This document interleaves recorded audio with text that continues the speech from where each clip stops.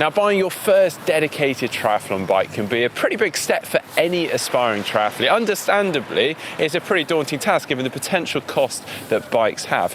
But you needn't be breaking the bank. So to help you out, I've actually come along to my local bike shop and actually my first sponsors within triathlon, Total Fitness Bath. We're going to take a look at some of the typical bikes that you may see when you're looking at entry-level bikes and searching for that new bike for yourself. And I'm going to give you a few tips and recommendations as to what to look for. Okay, so coming into triathlon, we always recommend just riding whatever you have, at least for your first triathlon or two, even if that is simply a mountain bike, just to test the water before spending any of your hard-earned cash.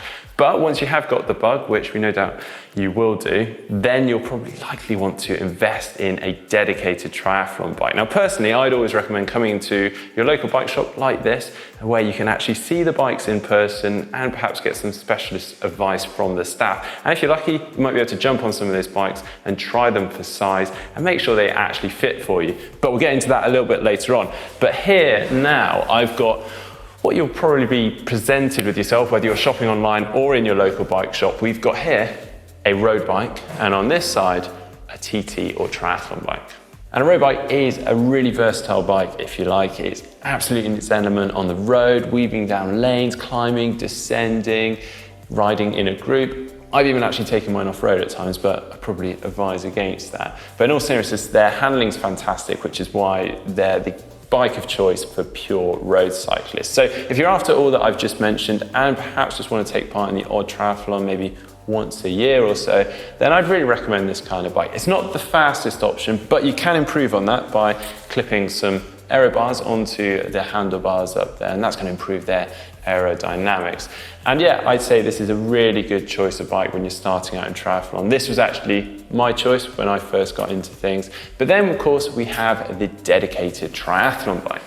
And these come in all shapes and sizes and all price points. But at the entry level, there's a few things that you really want to be looking out for and focusing on to make sure that you're getting the most value for your money. The first, and probably the most important in my opinion, is the fit. You can have the most amazing bike, but if it doesn't fit you, it will more or less be useless, or at the very least, very uncomfortable. And this actually backs up my suggestion for coming into a bike shop like this and checking out the bike, making sure it fits and finding out which size is for you, particularly as a lot of brands have slightly different sizing and geometries. A 54 centimeter in one brand can be very different to a 54 centimeter in another brand. But now moving on to probably the biggest determinant in a bike's pricing, and that is the frame material. Now you've likely got two options here, carbon fiber or aluminium. Now in my opinion, carbon fiber is the nicest feel on the road. It's light, it's responsive, it's what the pros are riding, but with that comes a slightly higher price tag.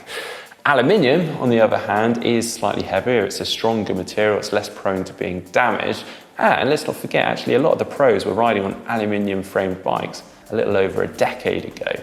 But let's focus on that weight thing for a second, because this actually does tend to be a big concern from a lot of people out there, and I get a lot of questions about this. Weight actually doesn't matter on the flat and won't affect our speed all that much. In fact, there's a lot of very good time trialists out there, faster than you and I, that are riding on heavier bikes, aluminium and even steel framed bikes. But of course, when you get to the hills, the weight does start to matter a little more. Now, I'm not going to bore you with the science and the relationship between speed, weight and aerodynamics, but essentially there is a tipping point where the weight does start to matter a little more on the hills. So all I'm saying is if you are living in a fairly hilly area or you have a race entered that is quite hilly, then it's just something to bear in mind and be aware of. But now moving on to another factor to consider, and that is the components on the bike. And these are parts like the cranks, the chain rings, the cassette, the gears, the brakes, the shifters, and so on. And these can actually really change the feel and the enjoyment of the bike and the ride.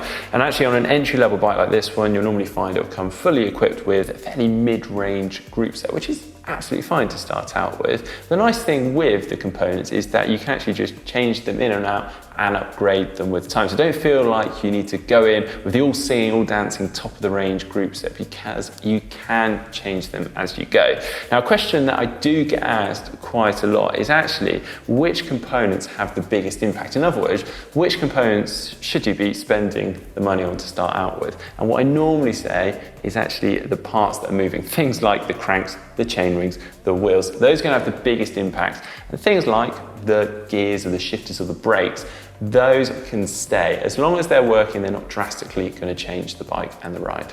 But a bit of a follow-on to the components is the storage. And this is particularly important in triathlon given the length of some of the races and the need to store spares, fuel and fluid. Now we tend to see full integration within some of the top end bikes where we have a fully integrated hydration system between the aero bars here and the bento box, as this bike does here, and various other areas for storage. And these have actually been much needed in triathlon for years, so they're absolutely fantastic. And as I mentioned already, these tend to be integrated within some of the top end bikes, but we are starting to see that trickle down into some of the lower end and entry level bikes, as we've got just here with the bento box example. But if your bike that you're buying doesn't come with this level of integration, don't worry, because you can actually add some of this afterwards. We've got brands like Profile Design, XLab, which do products that you can just attach on afterwards. We've got a little bento box there, or a hydration system there to really fill that need for that storage.